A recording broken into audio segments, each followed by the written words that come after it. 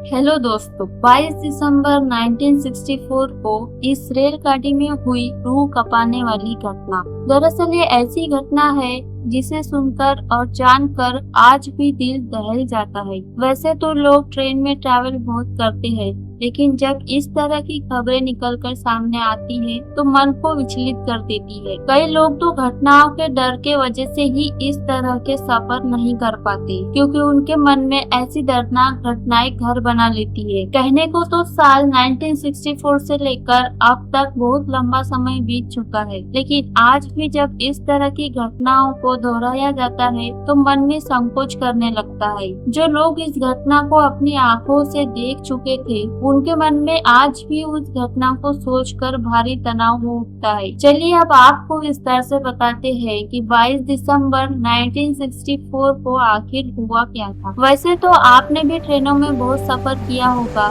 लेकिन शायद ऐसा मंजर आपको नहीं देखने को मिला होगा, और कुदरत करे कि आपको कभी भी ऐसी परिस्थिति का सामना भी न करना पड़े जो 1964 को 22 दिसंबर के दिन घटी थी। दरअसल इतिहास में कई ऐसी घटनाएं घटी है जिन्हें सुनकर रूह कांप जाती है। इन घटनाओं में एक घटना 22 दिसंबर 1964 को घटी, जब भारत के रामेश्वरम द्वीप के किनारे धनुषकोटी में भीषण चक्रवात आया। धनुषकोटी भारत के तमिलनाडु राज्य के पूर्वी तट पर स्थित है। उस समय इस जगह की खूबसूरती देखने लायक थी, लेकिन कुदरत को कुछ और ही मंजूर था। उस रात मौसम बहुत खराब हो चुका था। तेज हवाएं चल रही थी, बारिश हो रही थी, चारों तरफ अंधेरा छा गया, मौसम खराब होते जा रहा था। 22 दिसंबर 1964 को श्रीलंका से उठा चक्रवाती तूफान 110 किलोमीटर प्रति घंटे की रफ्तार से धनुषकोडी की ओर बढ़ रहा था। पाम्बन आइलैंड से टकराने के बाद इसकी रफ्तार बढ़कर 280 किलोमीटर प्रति घंटे तक पहुंच गई। तूफान तबाही मचाते हुए आगे बढ़ रहा था। विनाशकारी चक्रवाती तूफान से घंटे भर पहले धनुषकोडी रेलवे स्टेशन में स्टेशन मास्टर आर सुंदर राज स्टेशन बंद कर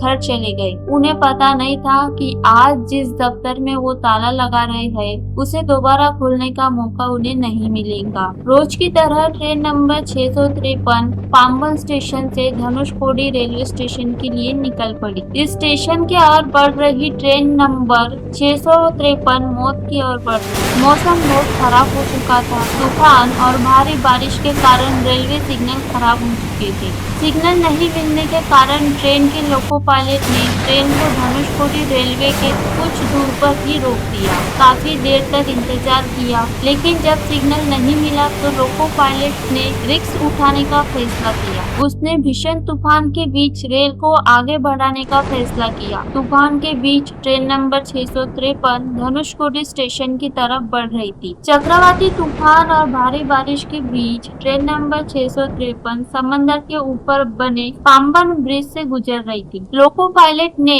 तूफान की वजह से ट्रेन की स्पीड काफी कम रखी थी। पाम्बन ब्रिज पर धीरे धीरे ट्रेन आगे बढ़ रही थी, लेकिन अचानक लहरें इतनी तेज हो गई कि ट्रेन को कंट्रोल कर पाना नामुमकिन हो गया। ट्रेन का पिछला डिब्बा समंदर की लहरों में समा गया। देखते ही देखते 6 डिब्बों के साथ पूरी ट्रेन समंदर की गहराइयों में समा गई। ट्रेन में सवार 110 यात्री और 5 रेल कर्मचारी समंदर की लहरों में बह गए। ऐसा माना जाता है कि उस समय चक्रवात की गति 250 से 350 मील प्रति घंटे थी। कहा तो ये भी जाता है कि उस ट्रेन में कई ऐसे यात्री थे जो बिना टिकट सवार हुए थे।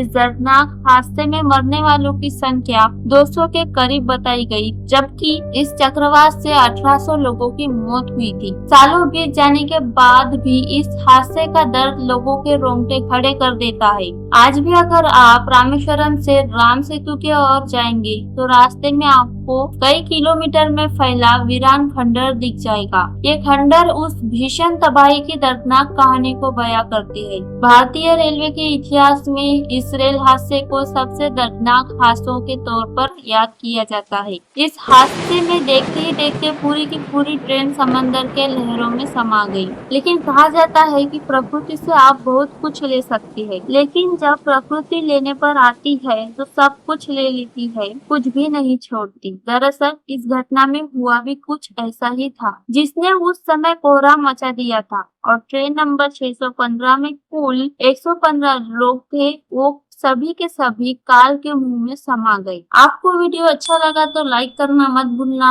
और साथ ही चैनल को सब्सक्राइब जरूर कर ले, ताकि और भी इसी तरह के वीडियो आप तक पहुंच पाए।